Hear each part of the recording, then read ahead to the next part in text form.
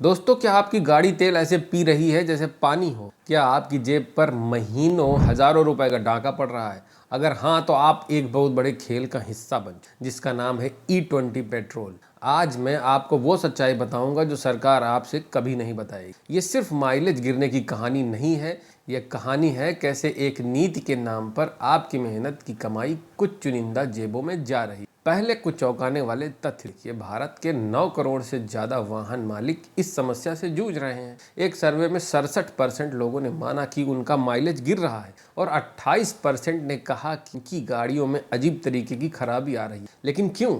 E20 petrol यानी 20% ethanol का मिश्रण।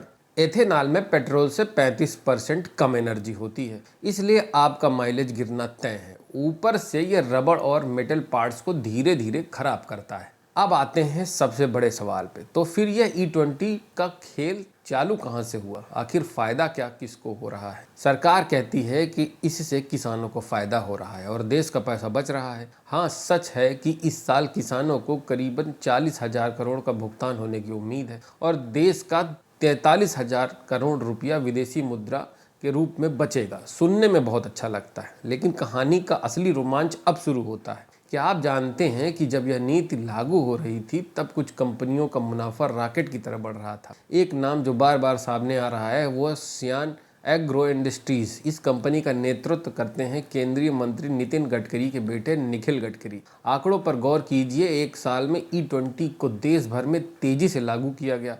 उसी दौरान इस कंपनी का राजस्व 17 करोड़ से बढ़कर सीधे 510 करोड़ हो गया, यानी लगभग 29 गुना की अविश्वसनीय बढ़ोतरी। और ऑपरेटिंग प्रॉफिट 5 करोड़ से 114 करोड़ हो गया। सबसे बड़ी बात यह है कि इस दौरान कंपनी का शेयर प्राइस 40 से बढ़कर 736 तक पहुंच गया, यानी करीब 18 गुना की छलांग। इससे सिर्फ व्यापार की तरक्की कहना या नीतिगत संयोग मानना, ये मैं आपके ऊपर छोड़ देता हूँ। लेकिन जब एक तरफ करोड़ों लोग परेशान हो और दूसरी तरफ कुछ चुनिंदा कंपनियों को हजारों प्रतिशत का मुनाफा हो, तो सवाल उठना लाजमी है। और सबसे बड़ी मार आम आदमी पर पड़ रही है। सोचिए, पहले बेरोजगारी से लड़ो, नौकरी मिल जाए तो मेहनत करके कमाओ, उस पर टैक्स, कमाई का हिस्सा निवेश करो तो उस प्रॉफिट पर टैक्स दो, गाड़ी खरीदो तो गाड़ी पर टैक्स दो, सड़क पर चलो तो रोड टैक्स दो, पेट्रोल भरो तो उस पर टैक्स दो, ऊपर से हाई रेट पर लो क्वालिटी का पेट्रोल लो, गाड़ी सर्विस सेंटर पे ले जाओ तो सर्विस सेंटर का टैक्स दो, और आखिर में गाड़ी बेचो तो उस पर भी टैक्स दो।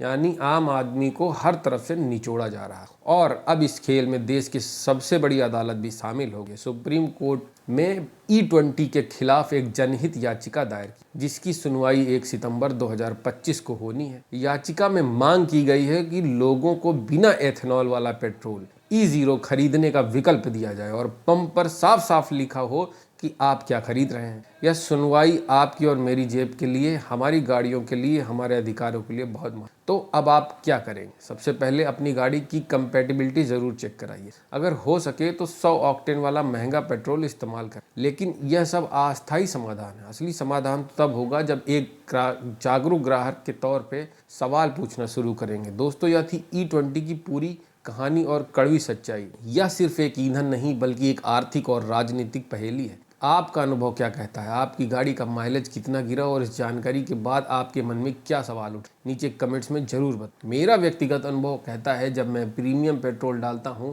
तो मेरी गाड़ी औसतन 20 किलोमीटर का एवरेज देती है हाईवे पर, लेकिन जैसे ही नॉर्मल पेट्रोल डालता हूं माइलेज गिरकर 15 से 16 किलोमीटर रह जाता है। अगर आप चाहते हैं कि यह सच्चाई ज़्यादा से ज़्यादा लोगों तक पहुंचे तो इस वीडियो को हर जगह उस इंसान से शेयर कीजिए जो इससे गुजर रहा है।